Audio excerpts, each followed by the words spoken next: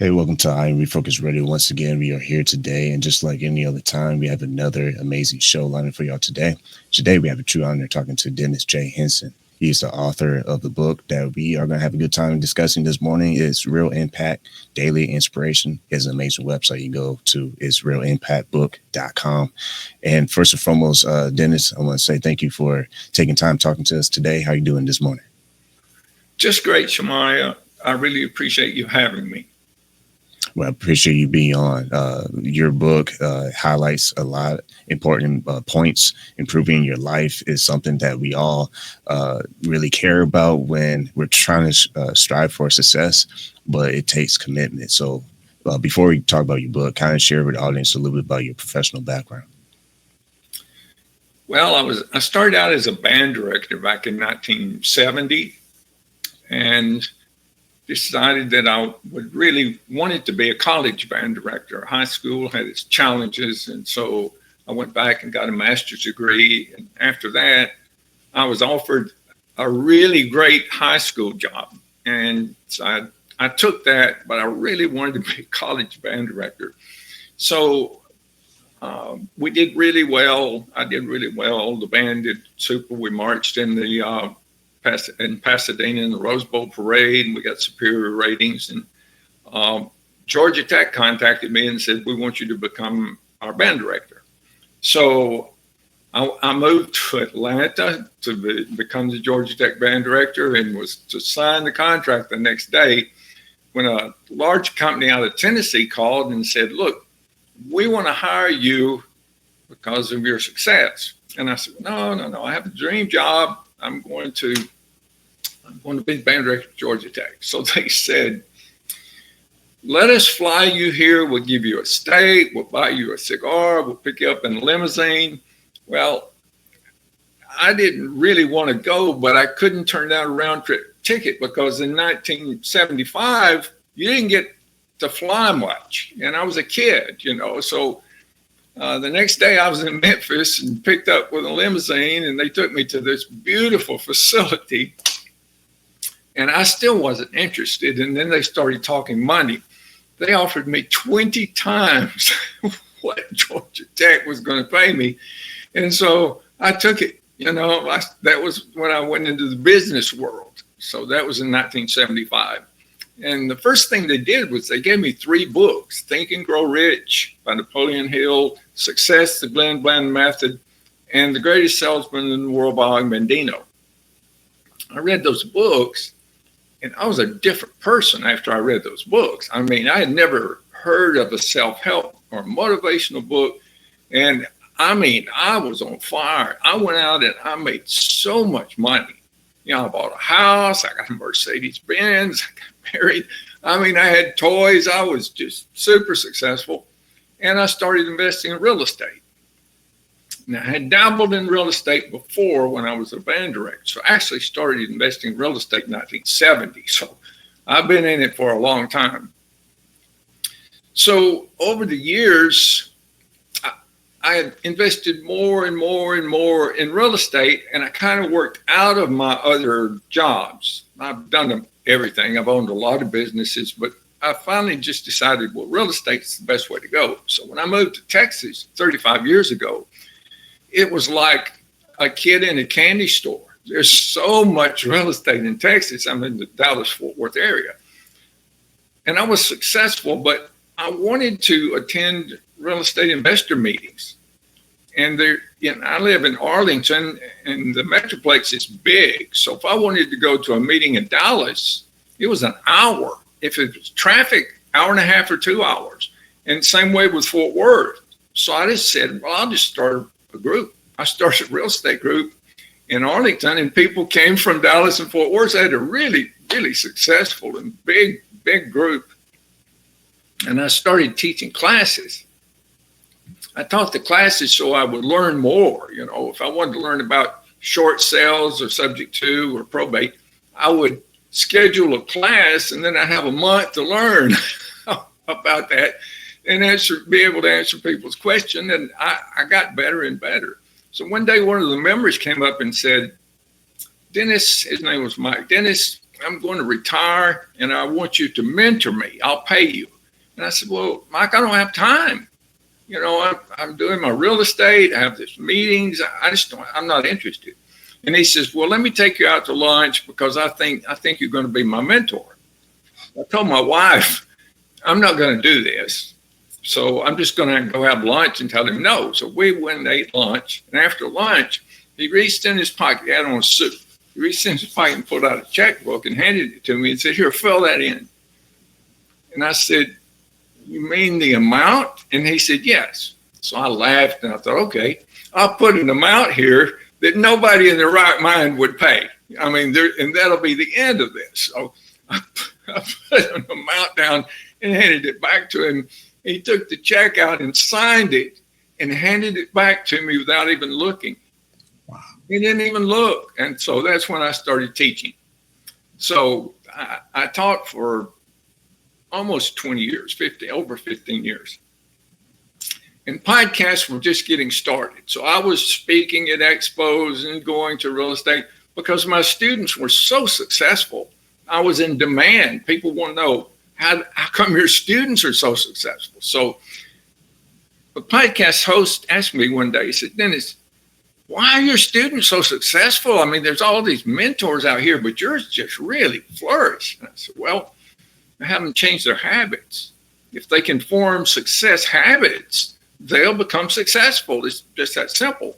And then he said, well, what's the number one success habit?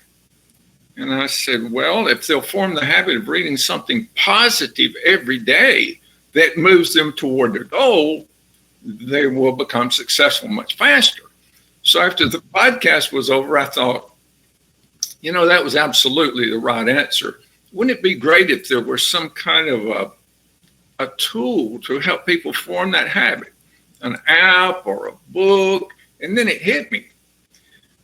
Back in 1975, when I read those 3 books, I started collecting books that really motivated you.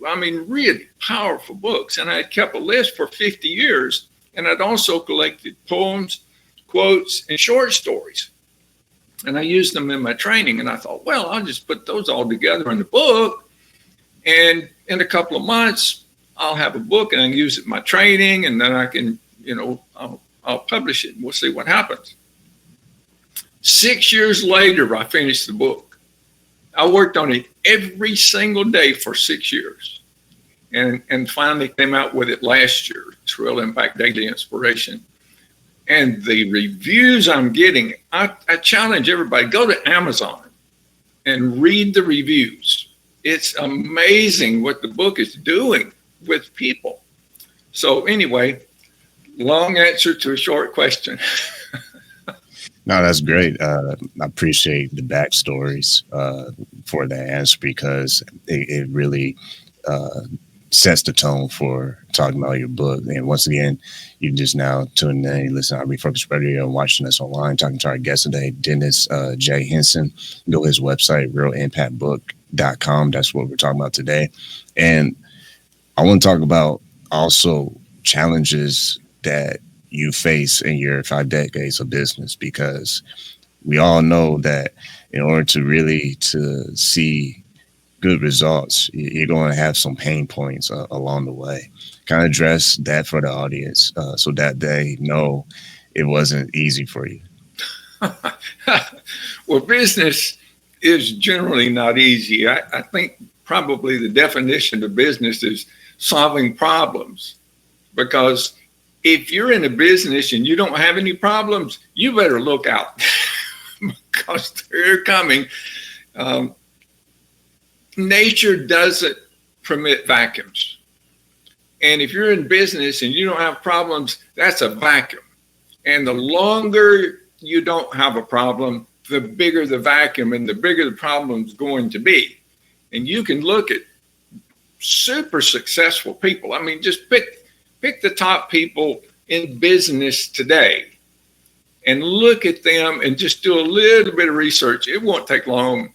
The most successful people in business, if you look into their past, you're going to see bankruptcies. You're going to see where they just got by. Like Elon Musk came this close to losing everything. You know, he had to fly all the way on the other side of the world to talk someone into giving him a loan so he could make payroll. I mean, so it's, you know, business is like that. If I tried to cover all of the problems that I've faced through the years, this program would have to last several hours, and then I wouldn't have covered them all. So no, it wasn't an easy climb. But what the book teaches you is this: it's about getting up when you get knocked down. You know, life's going to knock you down. If you're in business, you're going to have some serious setbacks. You know, Edison, before he became the super inventor that he was an inventor, and he had a large laboratory. But back then, all the buildings were made of wood. He was doing hundreds of experiments and had a big staff. Well, one night, one of the experiments went bad, and his laboratory caught on fire and burned to the ground. He lost everything, every experiment he was working on, and he was 65 years old. Well, all of the inventions that we know that Edison did, maybe with the exception of one, happened after that fire. Yep. So, you know, it didn't affect him. He started building again the next morning. The only thing that was left was a pile of ashes, and the next morning he started building again and did everything. Of course, it helped a little bit when Henry Ford gave him $250,000 to help him get started. But that's not the point. The point is, even if Ford hadn't given him the money, we'd still know Edison, because he was just the kind of guy you couldn't hold down. I think that's a great thing to think about from the point that sometimes you have to start over. Sometimes it's a hidden blessing to start over, because if you had not started over, you would not have the wisdom, the patience, you wouldn't know the definition of being committed without having to start from ground zero. I had that recently happen to me a couple of weeks ago. I lost my website, the Refocused.com, that I had for years. And the provider, I was like, man, I'm crushed. Like, all my blogs, everything is poof, it's gone. And I had to switch provider, and I had to start my website all from scratch. And I remember that process vividly. I had all the emotions. I was mad, I was sad, I was depressed. But I said, you know what? I cannot have a website. So I stayed up, and I did not go to sleep. I was up till 5, 6 in the morning, building my website from scratch again, my new provider, and they stay on the phone with me. I said, hey, this is an emergency. I don't have the luxury of not having a website. The show is too important, and it's not for me, it's for my community.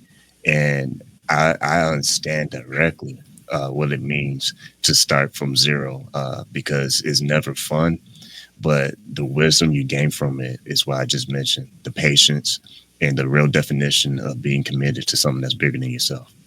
Shamai, what you're saying is exactly what this book's about. It's story after story after story of people whose names you'll recognize, you know, Hershey, Lincoln, Walt Disney. I mean, it's just Mary Kay. It's one story after another of people that you think, wow, they were super successful. But when you read their story, you'll find out they weren't always successful. You know, they had some serious problems along the way. But what's amazing was that they, just like you said, they learned from their mistakes or their problems, and then they just got up, dusted their pants off. It's almost like nothing happened. They just went on. At one time, Walt Disney lost all of his characters and all of his animators. He went from being a super successful to having nothing, no characters, no one working for him. Well, actually, 2 of them stayed, and his business partner and his brother. But that wasn't enough to do, what needed to be done. And they didn't have anything to do anyway because they lost all of the characters. They had to start from scratch. Luckily, scratch was Mickey Mouse. So it worked out pretty good. Once again, you're listening to Refocused Radio and watching us online. We're talking to our guest today, Dennis J. Henson, and we're talking about his book, Real Impact. Go to his website, realimpactbook.com. And when you think about how we have these barriers in our mindset, they prevent us from reaching our full potential. When we are in the thick of things, when life gets real, and those storms actually come your way, you have to double down on what you know is your value system, and you have to really push through. What are some of the things that we can do, generally speaking, to kind of get bypass that in the funk? Because when it gets crazy, it's like sink or swim. I'm glad you asked that question because that's what this book is about. That if you go and look on the Amazon reviews, some of those people said, I was going through a terrible time. My business was having a problem, and this book came at exactly the right time. So the book is kind of like magic. I don't know. Can you see the lamp on the front of the book? Okay, that's Aladdin's lamp. And you probably know the story of Aladdin, where this young man came into possession of a lamp, and when he was cleaning it, he found out if he rubbed it, it had magical powers. It would give him anything he wanted. Well, the reason the lamp's on the front of this book is because it's very similar. If you take this book and use it, it says it has an introduction and it has the magic formula. And if you use that magic formula, you get your wishes. Now, that sounds ridiculous, I know, but it's a law of nature. If you do what it says, all of nature, all of the universe works together to get you what you want. Now, I'm not going to tell you a lot more because I want you to read the book. But I tell you what, I'm going to give everybody that's listening in, if it's okay with you, a copy of the ebook. So if you go to realimpactbook.com and scroll all the way to the bottom where it says podcast attendees, click on that, put your name and email address, and you'll get an instant download. Now, don't wait for an email. You'll get an instant download as soon as you put that in there. In fact, if you're listening right now before this podcast is over, you can have the ebook. The thing about the ebook is this. You're going to read it and think, oh, my cousin could use this. Or I know this guy that's having a problem with his business. This is what he needs to read. Or someone's graduating from high school or college. You think, oh, this will set them on the right path. Or someone in a nursing home that's bored and just needs some really interesting stories. And if you go to realimpactbook.com, their very first link up there says the mystery of the lamp. And so you click on there and there is an audio that explains why it seems like magic. It's like inertia or gravity. They seem like magic. I mean, gravity, when you drop something, it always goes down. It's like magic. It never goes up. So if you learn to use these laws of nature, I just finished another book called The Laws of Nature of Success. Now that's not out yet, but when you go and get your free ebook, there's a link there that you want to click if you want to know when my new books come out. Now, you will not be put on a mailing list if you get the book. I'm not trying to collect a mailing list. Unless you want to know when I have other books, then you have to click that link, and then I'll send you a notice. I've done Real Impact 2, Real Impact 3, The Laws of Nature, The 7 Secrets. When those come out, you'll be notified, but you're not going to be bugged. I don't like spam, and no one else does, so I don't do that. Well, I appreciate that gift for our audience. I'll make sure that I put that in the show notes for people so that they know exactly where they need to go. So I do want to say thank you for that. That's amazing. I want to encourage our audience. Don't take that lightly, especially when guests, when they're offering something of value. Don't just brush it off. At least explore it and check it out. Pass it along to a friend or family, because that's really great that you're willing to do that. My next question would be: a lot of times in our busy lives, we kind of depend on bursts of inspiration, right? Yes. For you, what are some ways that people can create lasting motivation versus depending only on those short term, I guess, highs, if you will? I hate to keep coming back to the same thing, but that's exactly why this book was created. Because if you form the habit of reading something positive every day that moves you toward your goal. Let's go back to the story of Aladdin. He had the lamp, he rubbed the lamp, the genie came out and said, "Master," and then he said, "What do you want?" You have to make 3 wishes. And Aladdin had to decide right then, I want this, this, and this. Well, that's the magic. If you know what you want, and people think, so many people want to know, well, why am I here? What's my purpose in life? If they'll just be quiet and meditate, the purpose in life, it comes to them all the time. It's just like an ant. How do they know what to do? Well, nature tells them what to do. You'll know what to do too if you just be quiet and listen to your desires. Your desires are your purpose. Your desires are gifts from God. But so many people, they get up, they go to work, they come home, they drink a beer, they watch TV, they go to bed, and then they do the same thing every single day, and they'll think, boy, look at that. I'd love to be an engineer. And then say, yeah, but I don't have the money, but I don't have this, but I don't have that. Their butts get in the way. So they got to get their butts out of the way and say, I'd like to be an engineer. And I'm reading about becoming an engineer every single day. I'm talking to engineers. I'm looking at engineering school. I'm doing everything that's necessary.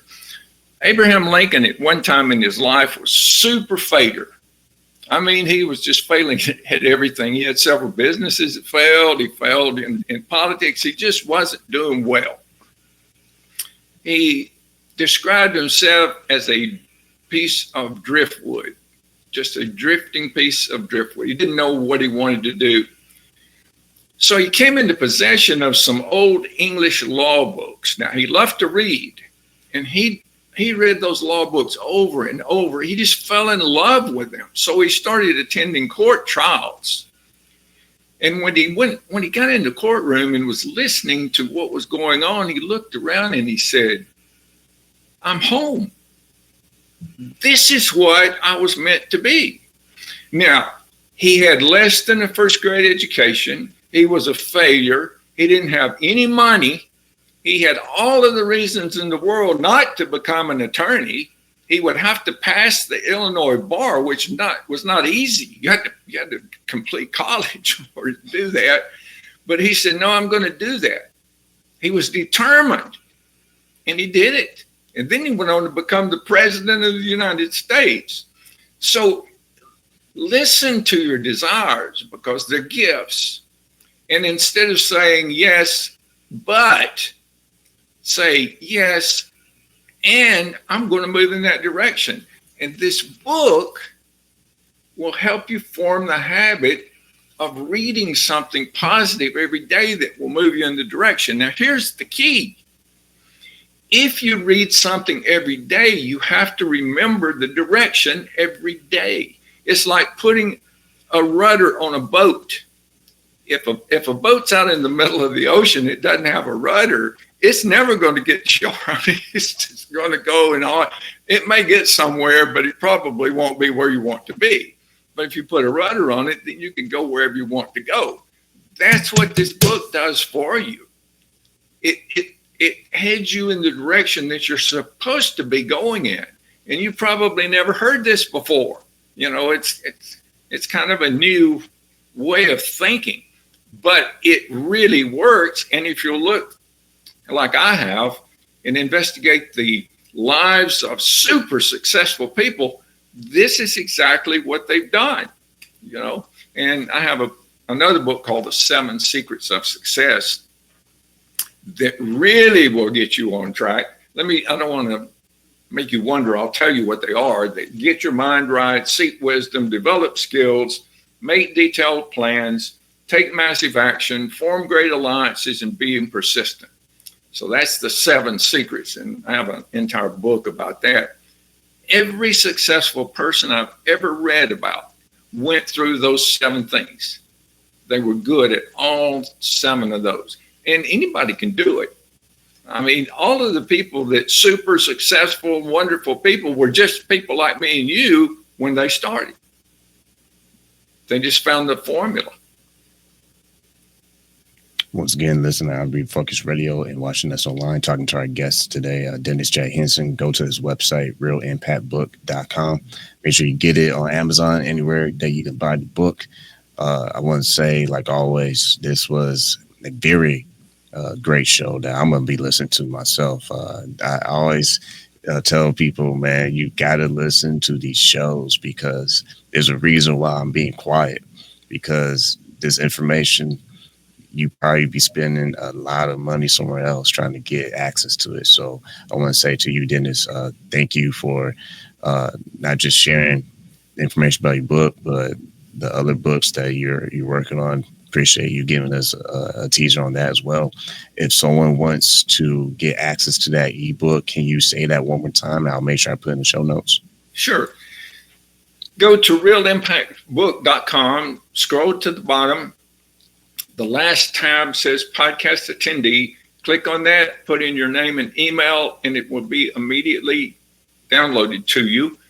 Also, there's a tab at the top that says help the children. I have a GoFundMe program where I'm giving this book away to disadvantaged communities, to libraries and disadvantaged communities and schools that don't have budgets for their library. And so if you want to help the kids, just give a few dollars, that will help. And every penny, it's not like some president makes a lot of money. No, every penny goes toward purchasing books to give to kids for continuing education and child literacy to help with that. Well, once again, I want to say to our guest, Dennis, like always, thank you for your time. Thank you so much for having me. I really enjoyed it.